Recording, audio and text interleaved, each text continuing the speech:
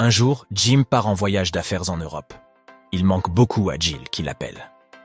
Elle demande à Jim de prendre un selfie et de le lui envoyer. Il accepte. Dès qu'elle voit la photo, Jill est furieuse. « Tu es un menteur !» Comment Jill a-t-elle compris?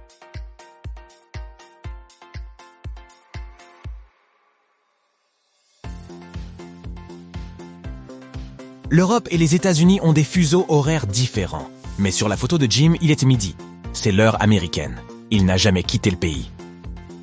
Peux-tu trouver un zombie sur cette photo?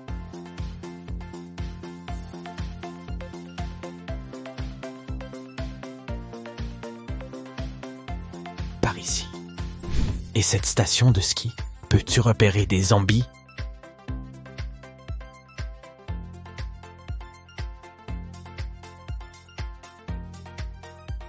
Bonjour. Et maintenant, voyons si tu trouves un zombie dans ce parc d'attractions.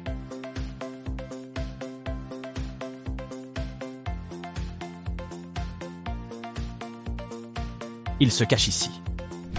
La plus grande banque de la ville a été cambriolée la nuit dernière. La police locale enquête sur l'affaire et trouve 2 suspects. Ils vont fouiller leur maison. Le policier voit un indice et devine qui est le criminel. Comment a-t-il deviné?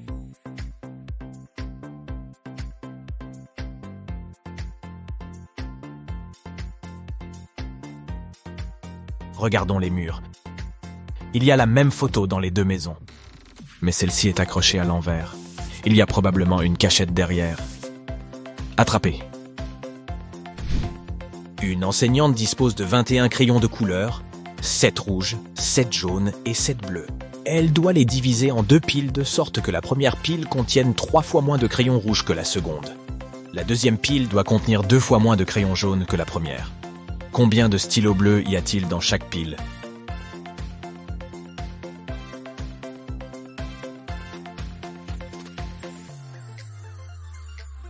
Zéro. Le professeur avait 21 crayons, pas de stylos.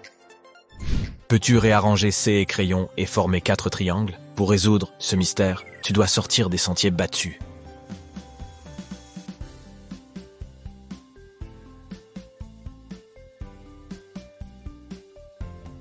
Voici la bonne réponse. Rendons la tâche un peu plus difficile. Peux-tu enlever seulement 2 crayons pour faire 2 carrés? Prêt à voir le résultat?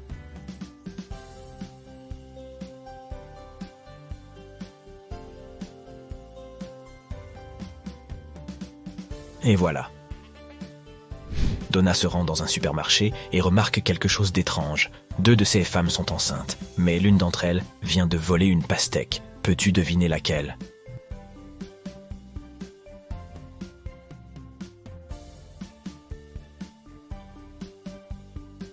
C'est la première dame. Elle porte des talons hauts, ce qui n'est pas le genre de chaussures que portent les femmes enceintes pour se rendre au supermarché. Aujourd'hui, c'est l'anniversaire de Cassie.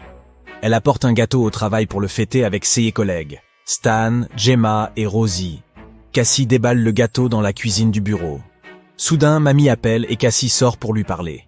Au bout d'un moment, Cassie revient et trouve son précieux gâteau d'anniversaire par terre. Elle interroge tout le monde. Stan répond « J'étais en train d'envoyer un email important, alors je n'ai pas regardé dans la cuisine. Mais je pense que c'était Gemma. Elle fait semblant d'être ton amie. » Gemma dit « Je suis allée aux toilettes pour me laver les mains.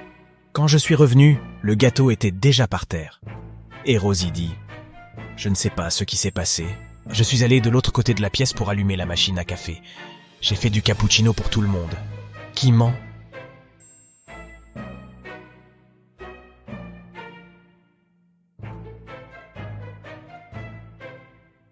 La machine à café est éteinte, et toutes les tasses à café sont vides. Rosie a donc menti. Elle était occupée à faire autre chose pendant l'absence de Cassie. L'inspecteur Bold s'est posé dans son café préféré. Il regarde par la fenêtre. Il aperçoit sa voisine, Zelda, qui rentre précipitamment chez elle. Ils habitent tous les deux à côté du café. Soudain, Zelda revient en courant et s'approche du détective. Zelda. S'il vous plaît, aidez-moi. Mon appartement a été cambriolé pendant que j'étais sorti. Je n'ai rien touché. J'ai juste couru jusqu'ici pour vous trouver. L'inspecteur Bold se rend sur les lieux du crime. Il regarde autour de lui et dit « Arrêtez de me prendre pour un imbécile, Zelda. Il n'y a pas eu de cambriolage. Comment l'a-t-il su ?»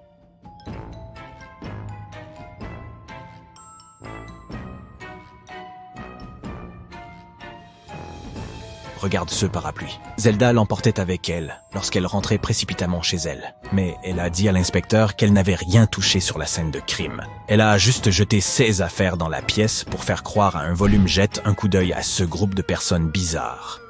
L'une d'entre elles est un véritable vampire. Peux-tu deviner qui est-ce ?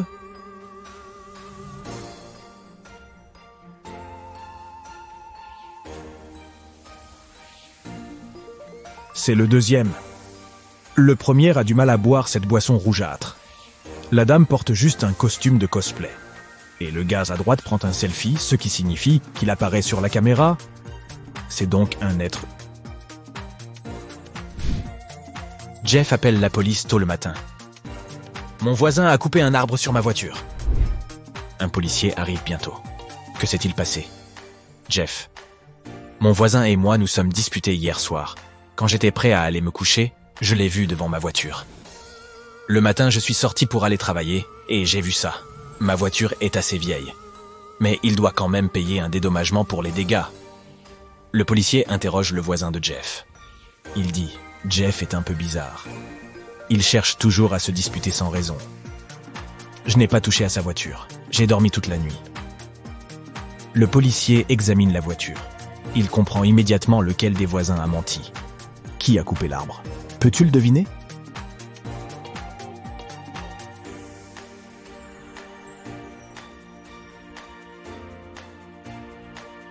Jeff. Il a coupé l'arbre avec cette hache. Puis il a essayé de faire porter le chapeau à son voisin pour lui soutirer de l'argent. Mike est astronaute. Son équipe est composée de 2 autres personnes. Ce sont des jumeaux, Rob et Bob. Ils vont sur Mars pendant 1 mois pour étudier les formes de vie locales. Le temps passe vite et aujourd'hui, ils doivent retourner sur Terre. Mike va saluer sa petite équipe, mais il trouve 6 personnes identiques dans le vaisseau spatial. Mike se rend compte que les Martiens peuvent prendre n'importe quelle forme. Qui doit-il ramener sur Terre?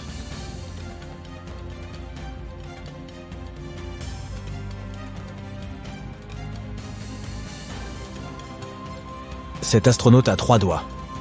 La couleur des cheveux de CE-type est différente.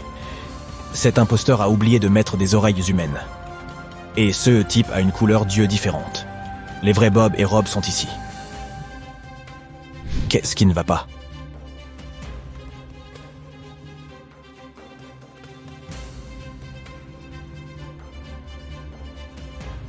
Le gardien tient une raquette de tennis. De plus, pourquoi a-t-on besoin de 2 palets de hockey? Shelly télécharge une application de rencontre dans l'espoir de trouver un nouvel amour. Plusieurs garçons lui plaisent. Ils commencent à discuter et échangent des selfies. Les 3 hommes prétendent être célibataires et vivre seuls. Mais un seul d'entre eux dit la vérité. Peux-tu deviner qui?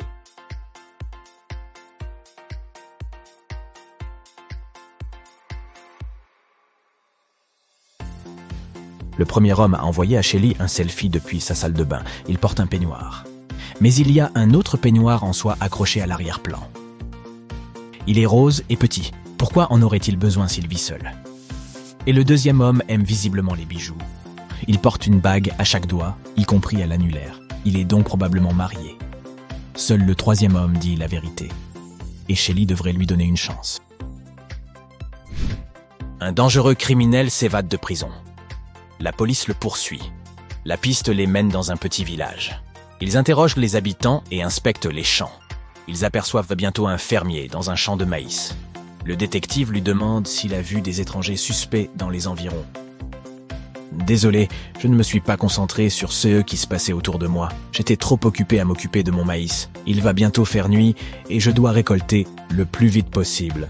Le détective comprend immédiatement que ce type est le criminel en fuite recherché. Comment?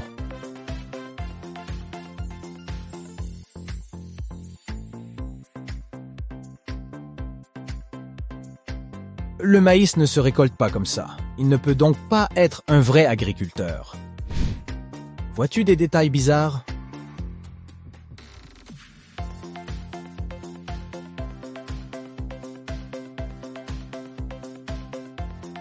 Le téléphone est débranché et il manque un clavier à l'ordinateur portable. Vois-tu quelque chose de bizarre?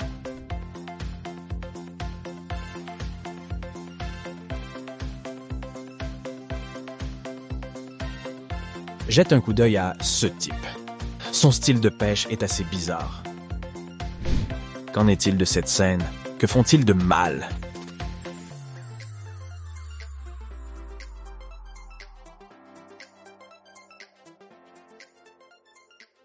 Cette dame patine sur le trottoir.